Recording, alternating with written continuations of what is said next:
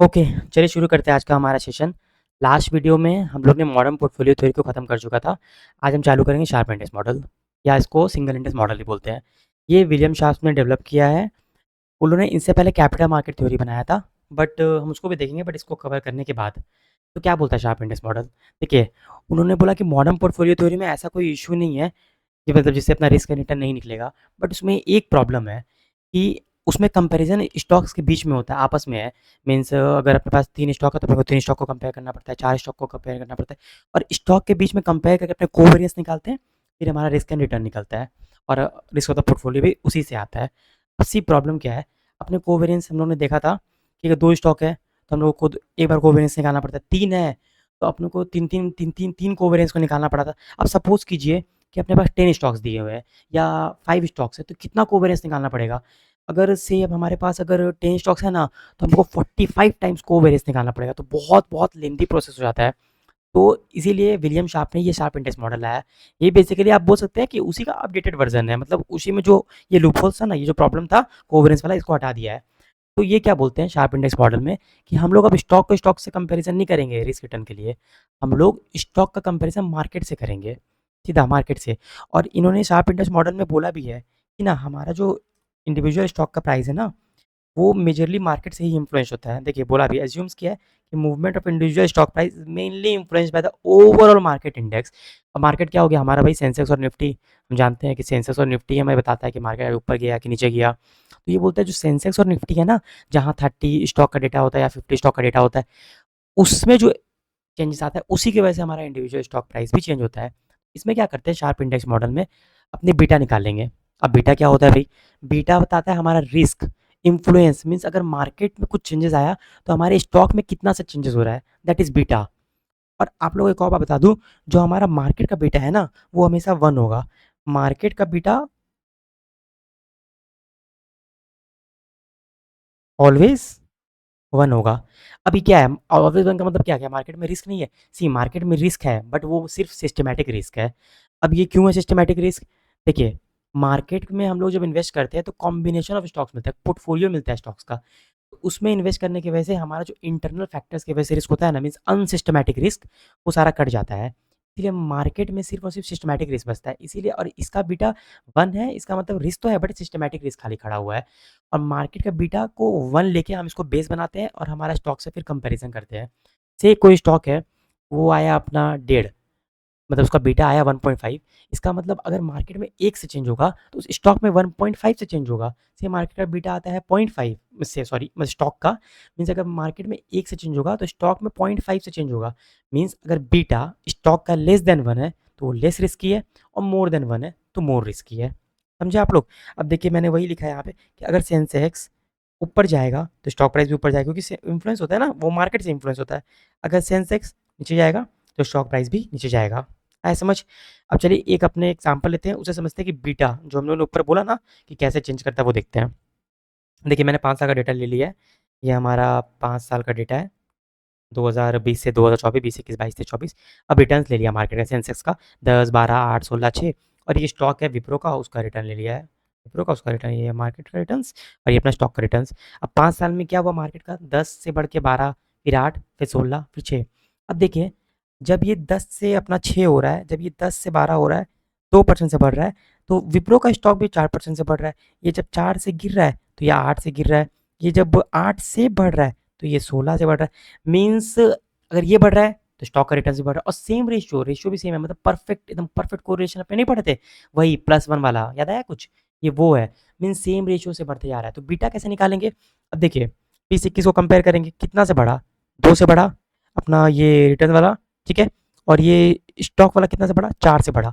तो कितना से इम्पैक्ट देता है? बीटा हमें बताता है हम लोग को चेंज, मीन्स कितना change in stock returns, stock में कितना का चेंज आया, और change in market, means market की वजह से स्टॉक में कितना चेंज आया। आप लोग आ रहे हैं ना समझ? अगर कुछ भी समझ नहीं आएगा तो प्लीज़ वीडियो में कमेंट कीजिएगा, ठीक है। तो देखिए मैंने सब ईयर का निकाला, यहाँ का भी वही हालत था, इसका भी 8 से हुआ 4, तो मैं सबको 2-2% आया। मीन्स हर साल बीटा 2 है। अब ये बीटा 2 का मतलब क्या हुआ? कोई भी चेंजेस नहीं है बीटा में, यानी कि अपने स्टॉक में कोई भी अनसिस्टमैटिक रिस्क नहीं है। सिर्फ और सिर्फ सिस्टमैटिक रिस्क ही बचा है, अनसिस्टमैटिक रिस्क है ही नहीं। ये सोचने वाला बात है ना, अगर अनसिस्टमैटिक रिस्क होता तो बीटा भी चेंज होता, कभी 2 आता, कभी 1.5 आता, बट नहीं, वो एकदम परफेक्ट, तब जा एकदम, क्योंकि वो मार्केट के अकॉर्डिंग ही मूव कर रहा है, जितना मार्केट मूव कर रहा है, उसी रेशियो में भी ये भी मूव कर रहा है। अब देखिए हमारा बीटा 2 आ रहा है, 2 का मतलब क्या हुआ, अगर मार्केट 1 से मूव करता है, तो हमारा स्टॉक का रिटर्न्स 2 से करेगा, 4 से करेगा, तो ये 8 से करेगा, मीन्स दुगना, दुगना का वो है। अब बीटा वही बताता है ना हम लोग को कितना फ्लक्चुएशंस आ रहा है, तो बीटा का फॉर्मूला यही है, change in market returns by change in stock returns divided by change in market returns. तो हम लोग को बेसिकली बीटा फ्लक्चुएशंस ही बताता है कि मार्केट कितना फ्लक्चुएट करेगा, तो उसकी वजह से स्टॉक कितना फ्लक्चुएट करेगा, यानी कि volatility in stock returns related to the market returns. तो चेंज मैटर करता है, चेंज, ऐसा नहीं कि आप stock returns by market return, ये फॉर्मूला नहीं है, चेंज हमेशा पकड़ना है। हम लोगों ने यहाँ पे भी चेंज पकड़ा है, कितने से चेंज हुआ, 2 से, यहाँ 4 से, ऐसा नहीं कि ने कर दिया जैसे सीधे 12/10, ये नहीं करना है, ठीक है। तो बीटा हमने देखा। अब सी, यहाँ पे बीटा हमारा 2 आया था, तो मैंने बताया कि यहाँ पे कोई भी अनसिस्टमैटिक रिस्क नहीं है, क्योंकि हर बार बीटा 2 आ जा रहा है, लेकिन कभी कभी अपना 1.5 भी आएगा, 3 भी आएगा, मतलब अनसिस्टमैटिक रिस्क आएगा। तब अपने ये वाला नहीं लगा सकते फॉर्मूला, ये अपने जो कि ना change in stock return by change in market return, ये अपने नहीं लगा सकते हैं। तो मैंने लिख दिया है, ये जो फॉर्मूला है अपना, ये तभी लगेगा जब नॉट मोर देन, मतलब मैक्सिमम 2 ईयर्स का डेटा गिवन है, तो 2 ईयर्स का डेटा गिवन है तो ही ये वाला फॉर्मूला यूज़ करना है। मगर मोर देन 2 ईयर्स का डेटा है तो हम लोग अल्टरनेटिव मेथड में जाएंगे। अल्टरनेटिव मेथड में क्या करना है, देखिए आप लोग फटाफट। सबसे पहले अपने एक्स मतलब स्टॉक, जो स्टॉक का रिटर्न था मैंने वो लिख दिया, ऊपर वाला सम को कॉपी किया है, ऊपर वाला सम में स्टॉक का रिटर्न था ना 12, 16, 8, 24, 4, वो लिख दिया। इस स्टॉक का रिटर्न से एक्स बार निकाल दिया, ये रहा, फिर एक्स माइनस एक्स बार, फिर x minus x bar square करके इसका वेरिएंस निकाल दिया, ये रहा अपना वेरिएंस, और ये अपना एच डी निकाल दिया। फिर M, M for market, market का सेम करके एम बार निकाल के अपना वेरिएंस ऑफ मार्केट, मार्केट का निकाल दिया, और यहाँ पे मार्केट का एच डी निकाल दिया सेम पैटर्न से। फिर को वेरियंस, अब ये अपना आ गया को वेरियंस, ये को वेरियंस किसके, स्टॉक के बीच में नहीं है, स्टॉक और मार्केट के बीच में है। क्या निकलेगा इससे, अपना को वेरियंस निकल गया 23.68। अब सी, एक चीज़ मैंने आप लोगों को बताना है, आप लोग इसको गौर से देखिएगा, अपना जो ये होता है ना, ये को वेरियंस, ये क्या होता है अपने को पता है, net risk of stock multiplied by net risk of market, ठीक है ना। अब जो नेट रिस्क ऑफ स्टॉक है, ये है अपना net risk of stock multiplied by net risk of market. अब सी, अपने पास जब भी अपने स्टॉक का वो अपने कंबाइन करते हैं कोई भी स्टॉक को, तो अनसिस्टमैटिक रिस्क कट भी सकता है, नहीं भी करता, कभी कभी पूरा ही कट जाता है, हम लोगों ने देखा था। तो नेट रिस्क जो होता है, नेट रिस्क ये होता क्या है, ये बेसिकली बचा हुआ रिस्क है, सिस्टमैटिक रिस्क बोलते हैं इसको, ठीक है, सिस्टमैटिक रिस्क। लेकिन नेट रिस्क ऑफ मार्केट क्या हो गया, मार्केट में तो कोई अनसिस्टमैटिक रिस्क बोल के नहीं होता है। अभी थोड़ी देर पहले मैंने बोला ना, मार्केट में अनसिस्टमैटिक रिस्क बोल के नहीं होता है, क्योंकि हम लोग मार्केट में इन्वेस्ट करते हैं तो इंटरनल फैक्टर की वजह से जो भी रिस्क होता है वो हट ही जाता है पहले। तो अनसिस्टमैटिक रिस्क बोल के कुछ भी नहीं होता कि जो अपने को कोवेरियंस काटेगा। तो मार्केट में जो मार्केट का वो टोटल रिस्क है ना, means H D of market, यही इसका नेट रिस्क है, ठीक है।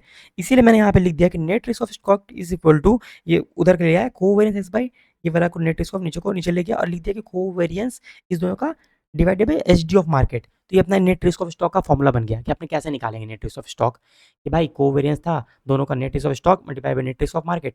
अब नेट रिस्क ऑफ मार्केट मतलब क्या, मार्केट का एच डी, क्योंकि मार्केट में तो कोई सिस्टमैटिक रिस्क होता नहीं है, और उधर नेट रिस्क ऑफ स्टॉक को, ये फॉर्मूला अपना बन गया। ये जनरली मैं डेरिवेशन बता रहा हूँ फॉर्मूला का, आपको सिर्फ कंसेप्चुअल वाइज समझने के लिए।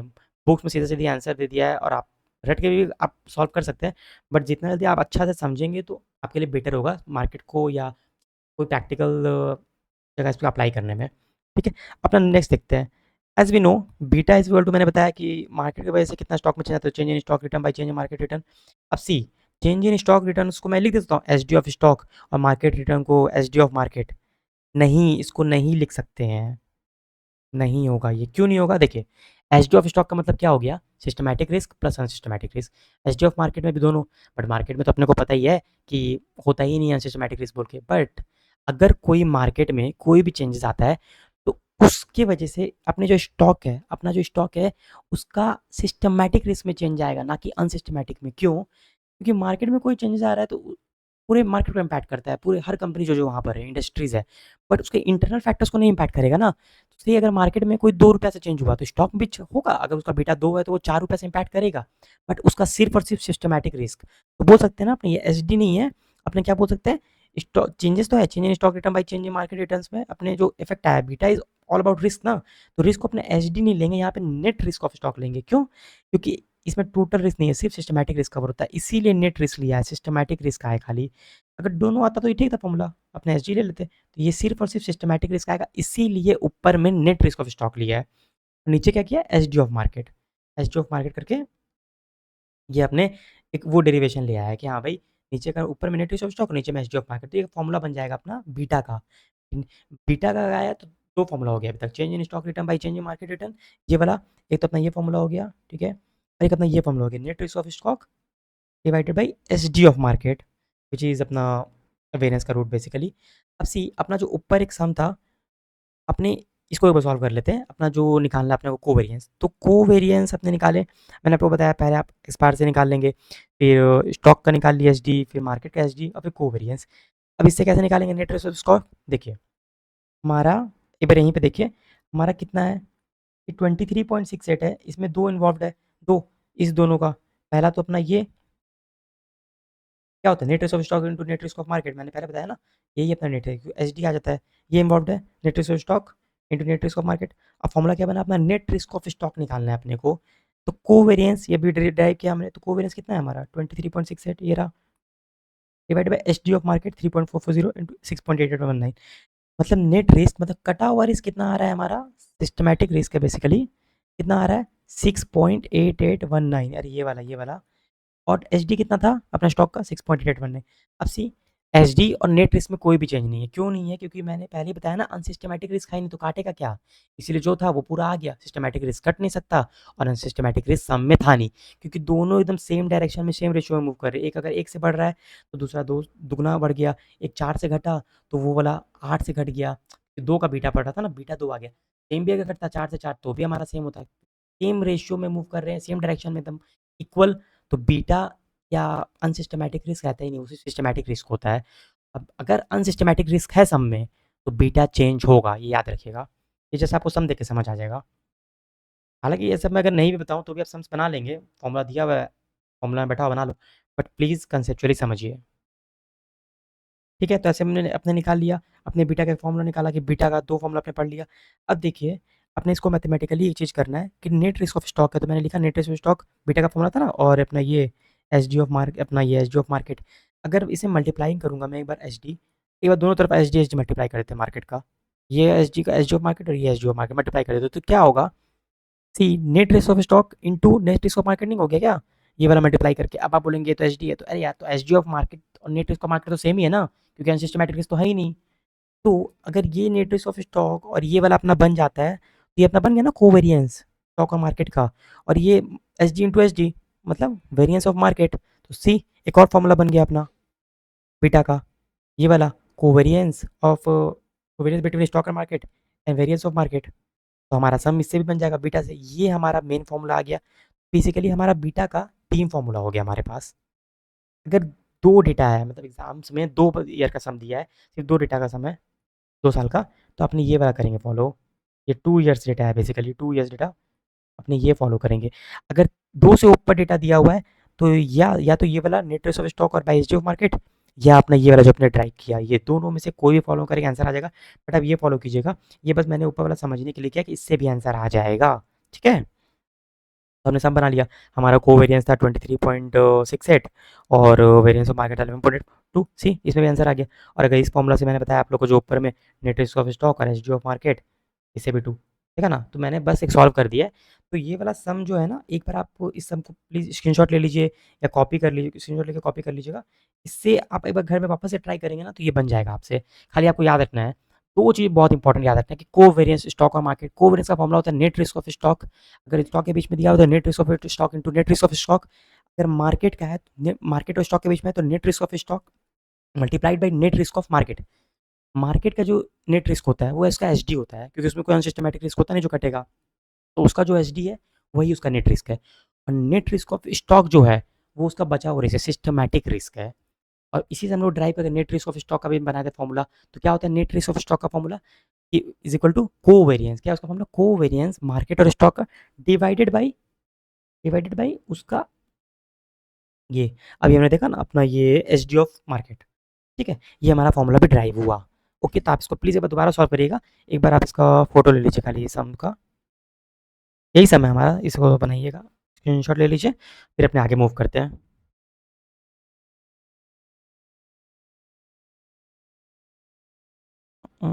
ठीक है ना। अब एक सम्स में आ जाइए, बुक्स का समय क्वेश्चन नंबर 9 अपना आईसेक स्टडी मैट में। और इस क्वेश्चन नंबर 9 में हम लोग सिर्फ बीटा निकालेंगे, सभी निकालेंगे क्योंकि बीटा भी तो सभी निकाल के निकलेगा ना। रिटर्न निकालो, कोवेरियंस निकालो, अपना फोकस बीटा में रहेगा। तो अपने फटाफट इस सम्स में आते हैं और देखते हैं क्या है सम्स। सम्स में बोलता है हमारे पास एक सिक्योरिटी एफ, पोर्टफोलियो पी। तो बेसिकली ये जो पी है ना, ये हमारा मार्केट हो गया, क्योंकि मार्केट मार्केट का जो मार्केट है, और ये हमारा स्टॉक का रिटर्न्स हो गया। तो क्या करेंगे, सबसे पहले अपने वो करेंगे अपना ये मार्केट से एक्स, ये अपना एक्स की तरह ट्रीट कर लेंगे इसको, रिटर्न्स की तरह। ये हमारा स्टॉक का रिटर्न्स है, तो 3 साल का दिया हुआ है। अब देखिए 2 से ज़्यादा है, मोर देन 2 है। अपने अल्टरनेट मेथड जो था ना, वो पूरा टेबल बना के पूरा फॉलो करेंगे। अल्टरनेट मेथड से बीटा निकालेंगे, अल्टरनेट मेथड से बीटा निकलेगा, ठीक है। अब वही मेथड से हम लोग बीटा निकालेंगे। अब कैसे निकालेंगे, सिंपल, रिटर्न्स मान लो इसको, फिर एक्स बार निकालो, फिर एक्स माइनस एक्स बार निकालो, फिर एक्स माइनस एक्स बार का होल स्क्वायर। इसको प्रोबेबिलिटी दिया होगा ना, तो पी से मल्टीप्लाई कर देंगे तो हमारा आ जाएगा वेरिएंस। फिर रूट कर देंगे तो स्टैंड अपना ये एच डी आ जाएगा। फिर अपने मार्केट की तरफ रूट करेंगे, मार्केट का भी एम निकालो, एम बार निकालो, फिर एम माइनस एम बार निकालो, एम माइनस एम बार का स्क्वायर कर दो फिर पी से, तो मार्केट का वेरिएंस और मार्केट का एच डी आ जाएगा। को वेरिएंस निकालेंगे, फिर मल्टीप्लाई करके एक्स माइनस एक्स बार, एम माइनस एम बार को मल्टीप्लाई, और इसको पी से मल्टीप्लाई करेंगे तो को वेरिएंस आ जाएगा। और फिर अपने बीटा निकालेंगे। अभी देखते हैं इसका आंसर में क्या दिया हुआ है, फिर वहीं पे अपने बीटा वाला भी सॉल्व कर लेंगे वहीं पे आंसर में ही, ठीक है। चलिए सीधे सीधे अपने आंसर में मूव करते हैं, क्वेश्चन नंबर 9 का।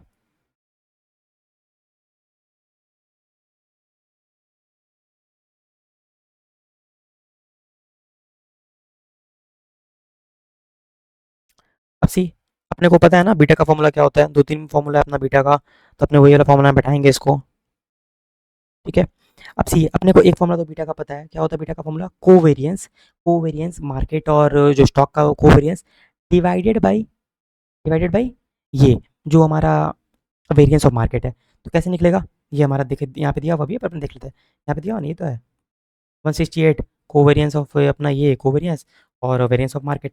बट हम लोग को एक और फॉर्मूला पता है, ये वेरिएंस ऑफ मार्केट, हम लोग को एक और फॉर्मूला पता है। वो क्या होता है अपना फॉर्मूला, वो फॉर्मूला हम लोग को बोलता है नेट, ये कोवेरिएंस अपना नेट रिस्क ऑफ स्टॉक से आएगा। मतलब पहला बीटा बीटा का फॉर्मूला क्या हो गया, net risk of stock multiplied by ये मार्केट का एच डी।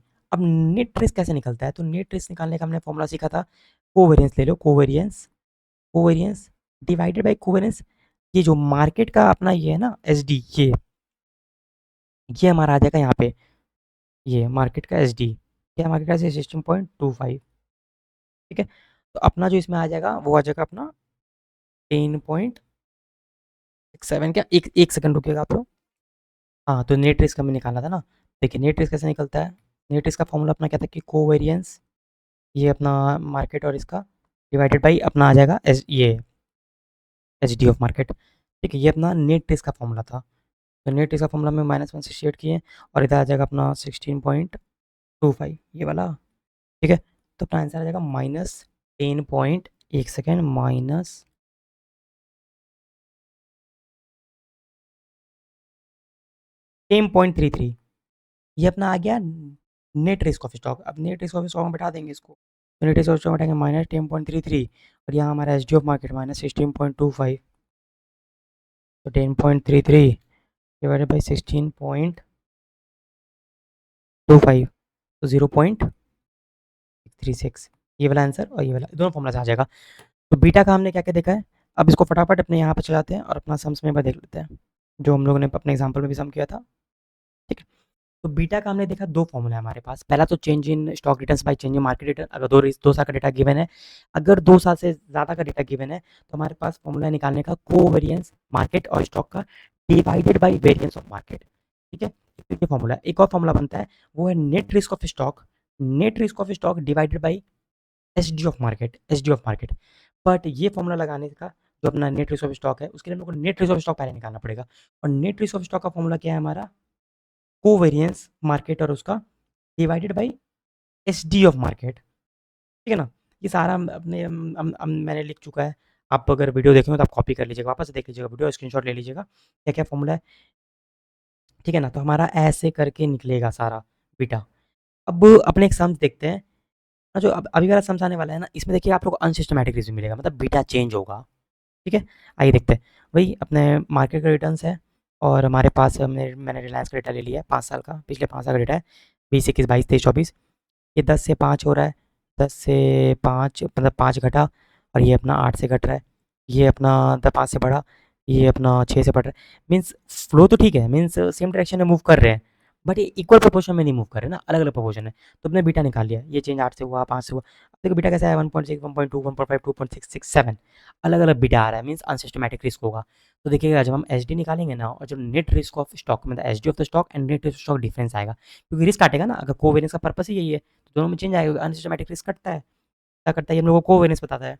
मैंने आंसर में क्या किया, सिंपल, ये अपना रिटर्न्स लेके एक्स बार निकाल दिया, यहाँ इसका एम बार से ये निकाल दिया, फिर variance of stock and S G तो स्टॉक, फिर variance of market and S G market.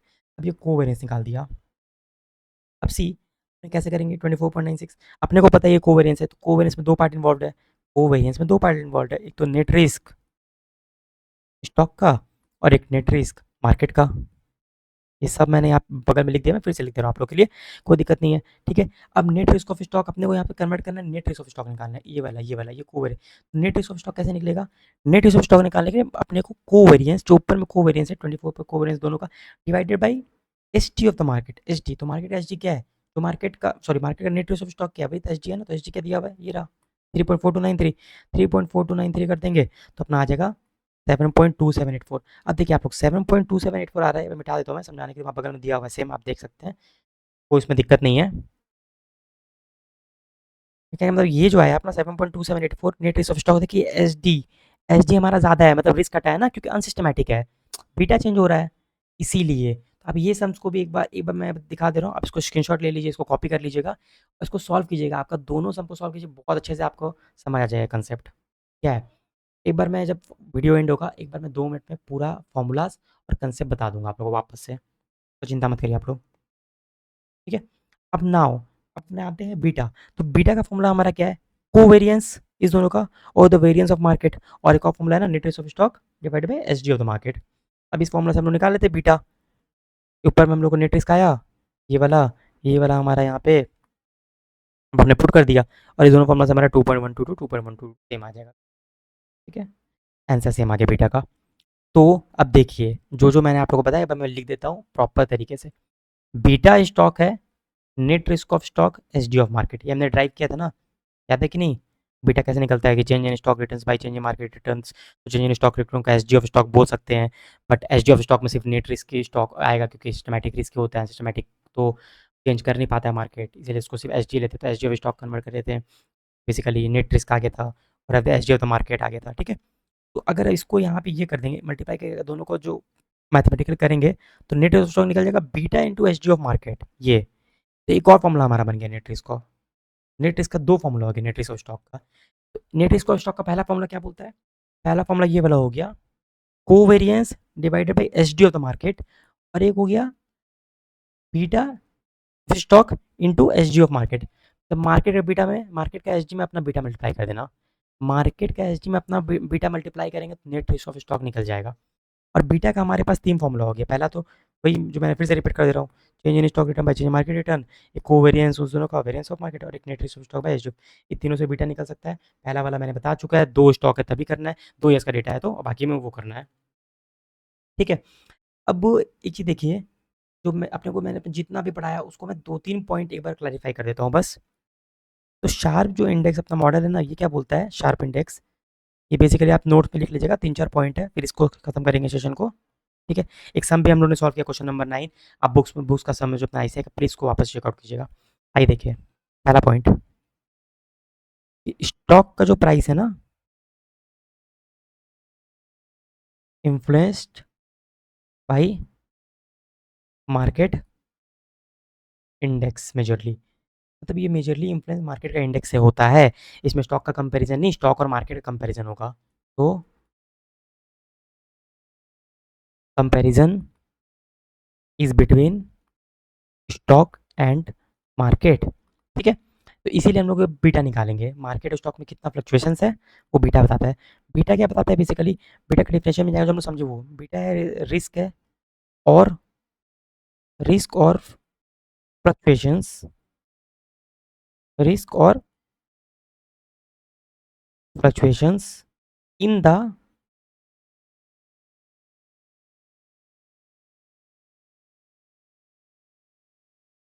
In the stock prices due to market. ठीक है, अब बीटा का क्या फॉर्मूला होता है?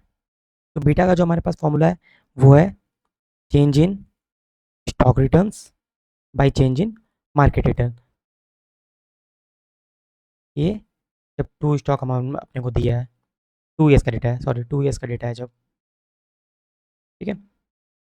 अब जब मेरे को मोर देन 2 ईयर्स का डेटा है, हमारे पास मोर देन 2 ईयर्स का डेटा है, स्टॉक नहीं, मोर देन 2 स्टॉक नहीं, फिर तो वही हो गया ना अपना, ये स्टॉक का ज़्यादा है हमारे पास, स्टॉक ही हमारे पास ज़्यादा है, तभी तो शार्प इंडेक्स मॉडल फॉलो करने में अच्छा लगता है। नहीं तो अपने तो वही फॉलो कर लेते हैं मॉडल पोर्टफोलियो थ्योरी। जैसे मोर देन 2 ईयर्स का डेटा है, तो हम लोग का जो बीटा का फॉर्मूला बनेगा वो क्या होगा? कोवेरिएंस इसका स्टॉक और मार्केट का, ये variance of the market, covariance between stock and market and variance of the market. और क्या फॉर्मूला बनेगा? Net risk of stock divided by H D of market. ये वाला दो वाला पढ़ा ना ऊपर, ये वाला दो वाला formula, net risk of stock divided by market, ये दो फॉर्मूला बनता है। नेट रिस्क ऑफ स्टॉक निकालने का अपना दो फॉर्मूला है, ये भी हमने देखा। अब नेट रिस्क ऑफ स्टॉक मतलब अब सिंपल सिस्टमैटिक रिस्क, क्योंकि अनसिस्टमैटिक रिस्क से मार्केट में जो भी इन्फ्लुएंस आता है उसमें सिस्टमैटिक रिस्क इन्फ्लुएंस होता है स्टॉक का, अनसिस्टमैटिक रिस्क नहीं होता है, क्योंकि मार्केट अपना जो इंटरनल फैक्टर है उसको कैसे इन्फ्लुएंस कर सकता है, हर कंपनी का अलग अलग, हर इंडस्ट्रीज का अलग अलग है ना।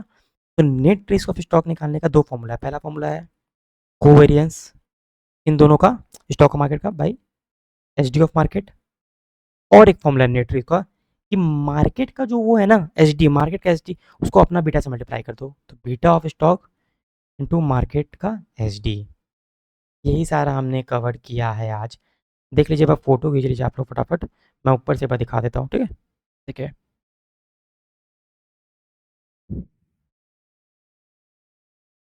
देखिए मैंने दो सम्स करवाया, मीनिंग बताया शार्प इंडेक्स मॉडल क्यों आया, क्योंकि मॉडर्न पोर्टफोलियो थ्योरी में अगर 2 या 3 से ज़्यादा डेटा अगर गिवन है स्टॉक का, तो बहुत मुश्किल है बार बार कोवेरियंस निकालना, कितना कोवेरियंस निकालेंगे अपने। इसलिए शार्प इंडेक्स मॉडल है कि स्टॉक को स्टॉक से ना कंपेयर करके मार्केट से कंपेयर करेंगे, उसके वजह से हम बीटा निकालेंगे, बीटा के थ्रू फिर बीटा का बहुत सारा देखें बीटा कैसे निकलता है, अलग अलग फार्मूलाज है, फिर नेट रिस्क ऑफ स्टॉक क्या होता है। सबसे इंपॉर्टेंट पॉइंट अगर मैं बोलूँगा ना, ये आप लोग को फोटो खींच लिया ना आप लोग, ये देख लीजिए, ये सम्स का अल्टरनेटिव सॉल्यूशन था ये वाला, और डेरिवेशन है फार्मूला का, ये देख लीजिए, बताता हूँ मैं। दो ही लाइन है वो सबसे इंपॉर्टेंट है, अगर मैं पूरा वीडियो को समराइज़ करूँ, दो फार्मूला में, तो दो चीज़ में, ठीक है? एग्जाम्पल 2 लिया, इसमें अनसिस्टमैटिक रिस्क था, अनसिस्टमैटिक रिस्क है, उसमें नहीं था, ठीक है? मोर देन 2 ईयर्स का डेटा की पहले से वो फॉलो, एक क्वेश्चन जो ऐसा ही करवाया 9 नंबर, उसमें भी 2 साल का डेटा ज़्यादा गिवन है, इसलिए अल्टरनेटिव मेथड फॉलो हुआ, नहीं तो changing market stock returns by changing market returns वाला कर देते फॉर्म फॉलो, ठीक है? और अपना ये हो गया बीटा ऑफ स्टॉक, और एक ये है अपना formula, so beta is equal to that और नेट ऑफ स्टॉक दैट। ये सबका स्क्रीनशॉट ले लीजिए, फोटो हो गया। आइए देखते हैं, और ये अपना नोट्स बनाया हमने, ठीक है?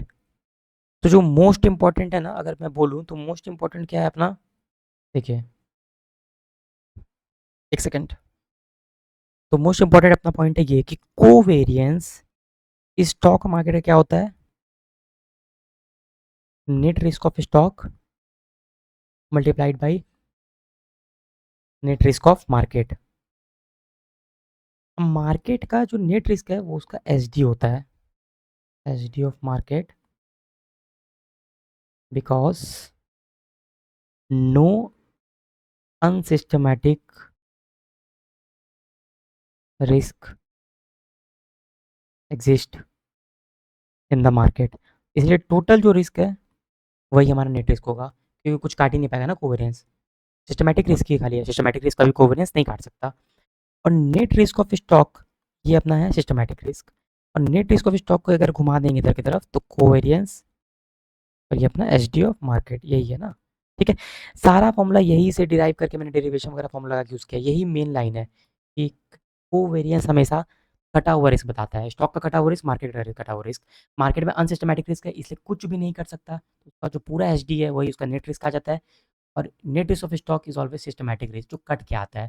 अगर कुछ ही नहीं आया, मतलब फॉर एग्जांपल कुछ ही रिस्क अनसिस्टमैटिक कोई भी नहीं है, तो पूरा का पूरा वो भी नहीं काट पाएगा, जैसे अपने पहले समय में देखा था। ओके, तो ये टॉपिक हमारा खत्म हो गया। आगे हम लोग कल इसी को और कंटिन्यू करेंगे नेक्स्ट वाले वीडियो में मतलब। ओके, चलिए मिलते हैं। तब तक के लिए जो भी पढ़ा है उसको प्लीज़ रिवाइज़ कर लीजिएगा पूरा और अच्छा से वापस से बस हम सॉल्व कर लीजिएगा।